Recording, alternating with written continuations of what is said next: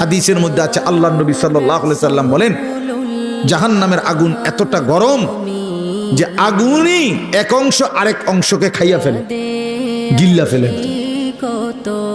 এই প্রচন্ড আগুনের মধ্যে জাহান্নামীকে ফেলবে, সে চিৎকার করবে, আর ফেরেশতা তখন ধমক দিবে, আলাম ইয়াতিকুম নাদির, এই বেঈমান, তোরে কি কেউ জাহান্নামের ভয় দেখায় নাই? কোনদিন কি জাহান্নামের ভয়ের কথা শুনো নাই? কেউ কি তোমাকে ভয় দেখায় নাই?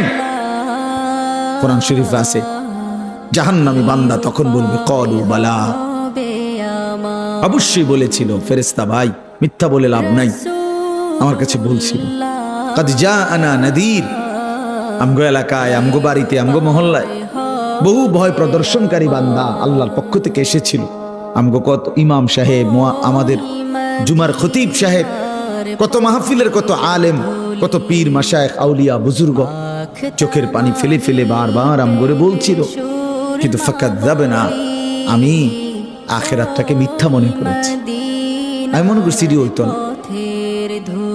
আমি মনে করছি এটি হইতো না।